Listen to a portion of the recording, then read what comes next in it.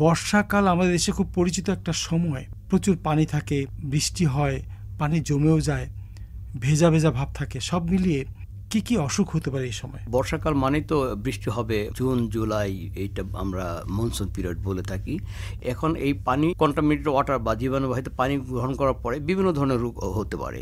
সেটা একটা ব্যাকটেরিয়া জনিত হতে পারে, ভাইরাস জনিত হতে পারে, ফাঙ্গাস জনিত হতে পারে। এইটা তো ব্যাকটেরিয়া বা ভাইরাস জনিত রোগটাই আমাদের বেশি হয়। ব্যাকটেরিয়া, ভাইরাস, ফাঙ্গাস, এই ব্যাকটেরিয়া এবং ভাইরাল রোগটাকে আমরা বেশি মনে করি, এবং এতে উদাহরণ যেটা বলি ডায়রিয়া, কলেরা, ডায়রিয়া বা ডিসেন্ট্রি, এই সমস্ত রোগগুলো বেশি হয়ে থাকে এবং বাচ্চাদের বেশি এফেক্টেড হয়। ডায়রিয়ার কথা বলেছেন। ডায়রিয়া বা উদরময় যেগুলো বললেন, আমাশয় ইত্যাদি, কি লক্ষণ প্রকাশ পায়? একটা জ্বর জ্বর ভাব অনুভব করবে, ঘন ঘন বমি করবে, ঘন ঘন পায়খানা হবে।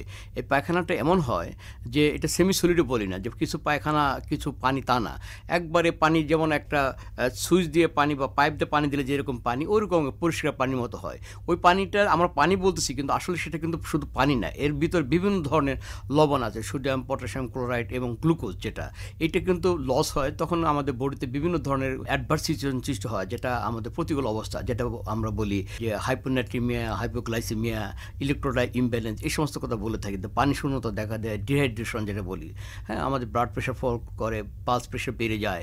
তখন একটা সময় রোগী কিন্তু ক্লান্ত হয়ে যায়, চোখ চাইতে পারে না, অজ্ঞানও হয়ে যায় কিছু কিছু ক্ষেত্রে। যে কথাগুলো বললেন, যে পানির শূন্যতা, পাশাপাশি খনিজ লবণের অভাব দেহে লক্ষ্য করা যায়। ঘরে অনেক ক্ষেত্রে নেতিয়ে পড়ে, জ্বর, কিছু খাচ্ছে না, বমি বমি ভাব, সব মিলিয়ে কোন পরিস্থিতিতে বাসায় আর রাখা চলবে না, হাসপাতালে নিতেই হবে? ডায়রিয়াটাকে মাইল্ড, মডারেট, সিভিয়ার আমরা ভাগ করে থাকি। মডারেট, মাইল্ড আমরাকে বাসায় যদি ওর স্যালাইন খায়, পানি খায় এবং যথেষ্ট তরল খাবার খায়, তাহলে সেটা কিন্তু ঠিক হয়ে যায়।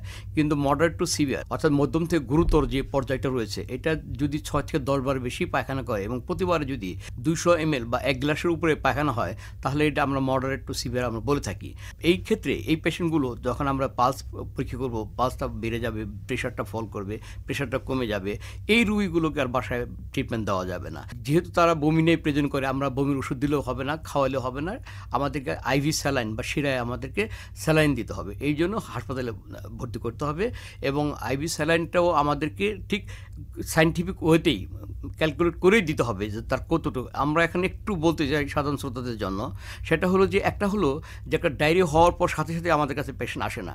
কেউ 1 ঘন্টা, কেউ 2 ঘন্টা, কেউ 5 ঘন্টা পরে আসে, আবার কেউ সাথে সাথে আসে। তাহলে আমরা আগে ক্যালকুলেট করে নিব তার প্রি এক্সিস্টিং লস, অর্থাৎ এখানে আসার আগে তার কত টাকা ফ্লুইডটা লস করেছে। আর একটা অনগোয়িং লস। অনগোয়িং লস মানে এই মুহূর্তে আজকে সে কতবার পায়খানা করলো এবং প্রতিবার কতটুকু পায়খানা করতেছে, এইটাকে আমরা বলি অনগোয়িং লস। আর একটা হচ্ছে ডেলি রিকোয়ারমেন্ট, তার ডেলি রিকোয়ারমেন্ট 1 থেকে 1.5 লিটার। তাহলে আমরা এইটাই হিসেব করে তার স্যালাইনটা নির্ধারণ করব।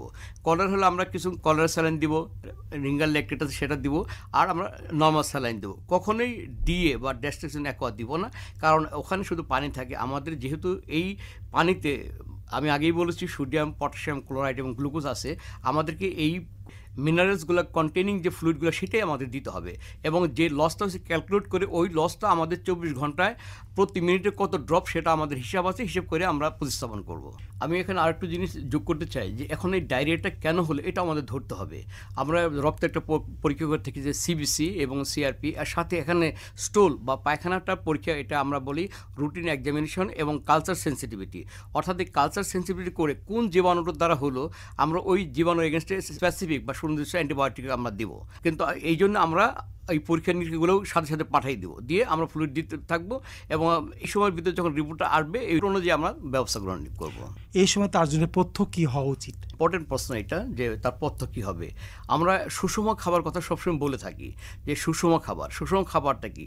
এখানে কার্বোহাইড্রেট, ফ্যাট, প্রোটিন, অর্থাৎ শর্করা, আমিষ এবং যেটা প্রোটিন বলি এবং ফ্যাট বলি, চর্বি বলি, এইটার সমন্বয়, এবং সাথে মাইক্রোনিউট্রিয়েন্ট বা মিনারেলসগুলো, সেগুলোর কথা বলে থাকি। এগুলো আমাদের একবার সুষম বন্টন করতে হবে। আমি যদি পার্সেন্টেজে বলি, তাহলে আমরা কার্বোহাইড্রেটটাকে আমরা 50 to 60% বলে থাকি, ফ্যাটটাকেও 40% বলে থাকি, 30 to 40%, এবং প্রোটিনটাকে 15% বলে থাকি। এভাবে পার্সেন্টেজ করে আমরা দিব। সাথে কিছু ফল আছে, র ফ্রুট যেটা, সেটা আমরা এই সময়ের জন্য অ্যাভয়েড করব, এবং যে ফলটা খাওয়ানো যায় সেটা পরিষ্কার পানি দিয়ে আমরা ধৌত করে তারপরে তা পরিবেশন করব। আমাদের মনে রাখতেই হবে, যেই প্রয়োজনে আমরা পানি দিয়ে থালা বাসন ধুই, যে পানিটা আমরা খাদ্য হিসেবে গ্রহণ করছি, অর্থাৎ সেই পাটে নিরাপদ কিনা, জীবাণুমুক্ত কিনা, এটা প্রাধান্য দিতেই হবে। আর জীবাণু সংক্রমণ খাদ্যের মাঝে বা পানি পান করার মাঝে সংক্রমিত হতেই পারে, এবং তার জটিলতায় এই পাতলা পায়খানা, উদরময়, আমাশয় ইত্যাদি কথা শুনছেন। ডক্টর একটু বলতে চাচ্ছি যে এটা প্রতিকার তাহলে কি হতে পারে আমাদের? অবশ্যই তাহলে আমরা যে হাইজিন যেটা বলি, পার্সোনাল হাইজিন, যা পরিষ্কার পরিচ্ছন্নতা, এটা মেনটেন করতে হবে। আমরা যখন বাথরুমে যাব হাতটা সামান্য ধুতে হবে, এবং আমাদের এনভায়রনমেন্ট বা বাড়ির আশেপাশে পরিষ্কার পরিচ্ছন্ন রাখতে হবে, এবং সর্বোপরি আমাদের থালা বাসন গ্লাস যেগুলো সবগুলোই আমাদের পিওর ওয়াটার দিয়ে ধৌত করার পরেই আমরা এটা সেবন করব, তাহলে এটা প্রতিকার করা সম্ভব।